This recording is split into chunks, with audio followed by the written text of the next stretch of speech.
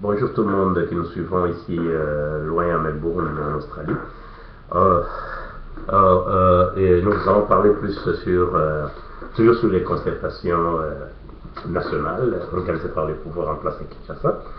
C'est très intéressant que le pouvoir puisse comprendre qu'il doit parler avec son peuple et que le peuple a un mot à dire à travers les institutions ou les gens qui le représentent. Donc, ça c'était terrible, c'était génial.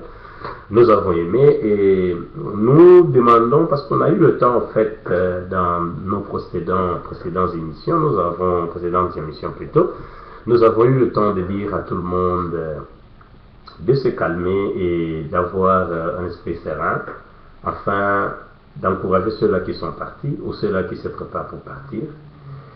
Nous avons ceux-là qui critiquent jusque-là, qui disent que bon, il ne fallait pas partir, sinon vous risquez de cochonner le pouvoir en place. Mais écoute, la chaise vide ne paye jamais. L'absence dans les institutions du pays d'une grande partie ou d'une grande tranche de la population du pays, surtout la jeunesse qui est disséminée partout au monde, c'était une erreur monumentale. Et parce que Rex Kazadi et les autres ont compris qu'il faudrait aller au Congo, participer aux concertations, comme Rex l'avait souligné, nous devons aller en face d'eux, leur dire la vérité, leur dire ce que nous pensons. Et moi, j'ai trouvé ça intéressant. Et pourquoi ne pas y aller si, par exemple, le pouvoir sur place nous le permet? On ne va jamais résoudre nos problèmes ailleurs.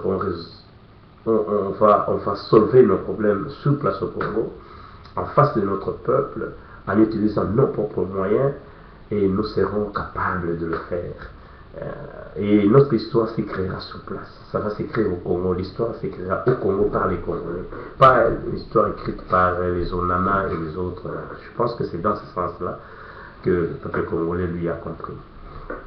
Mais s'il faut juger le pouvoir en place doit être jugé par rapport à son ouverture politique. L'ouverture politique est très importante dans les situations dans lesquelles les Congos se trouvent aujourd'hui. C'est une situation de guerre, c'est une situation déplorable, c'est une situation qu'il faut à chaque instant revoir, revisiter l'histoire du pays, et nous allons réaliser qu'après tous les troubles que nous connaissons, chaque fois nous rentrons sur la table de négociation, nous parlons et nous discutons, et chaque fois sûrement il y a toujours quelque chose qui en sort.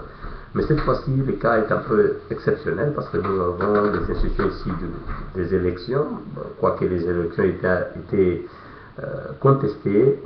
Évidemment, toutes les élections au monde ne font pas toujours des amoureux, ça fait toujours des gens qui sont toujours contre. Donc je pense que c'est ça. Ce qui concerne la guerre qui est à l'Est, c'est une guerre qui est injuste. C'est une guerre qu'il faut plus voir ça dans la situation géopolitique dans laquelle Mobutu avait laissé le pays. Il avait dirigé le Grand Lac, il n'a pas dirigé seulement les Zaïre, il a dirigé le Grand Lac. En dirigeant le Grand Lac, il a été le président de plus de 4 pays.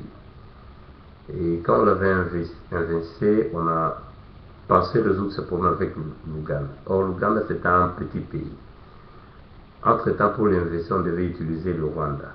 Donc, nous, avec ces méli-mélo, Mobutu à l'époque, il avait utilisé la rivalité belgo-franco-américaine, et c'est ce qui a fait qu'il puisse traîner pendant 30 ans.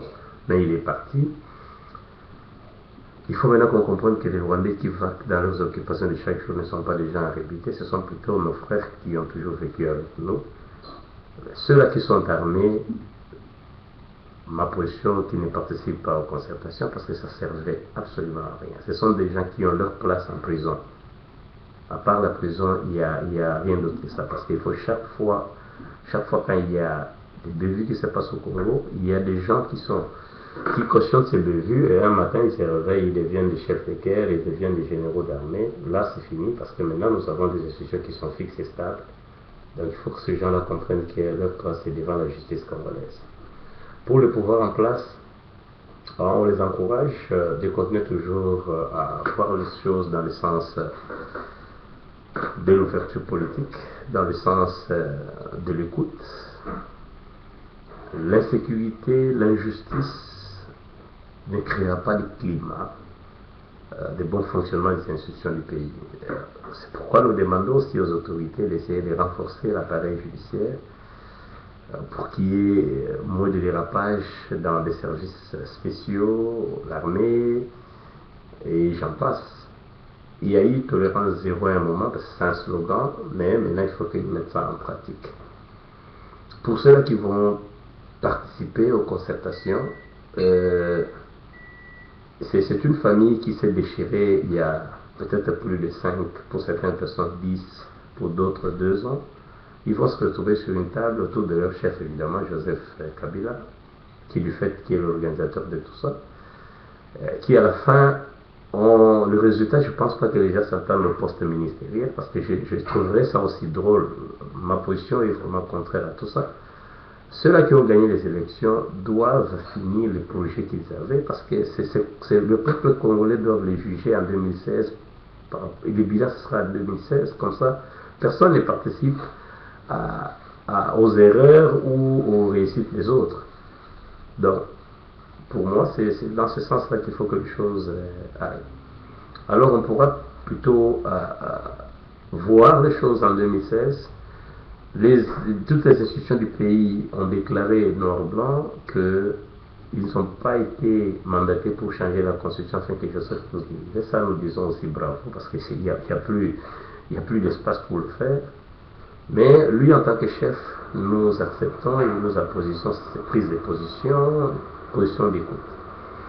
Pour les autres, les aigris, bon, il faut que je les appelle ainsi, les gens qui pensent que ceux qui partent pour mal agir, bon, la politique de la chaise vide, personnellement, pour moi, ça paye jamais.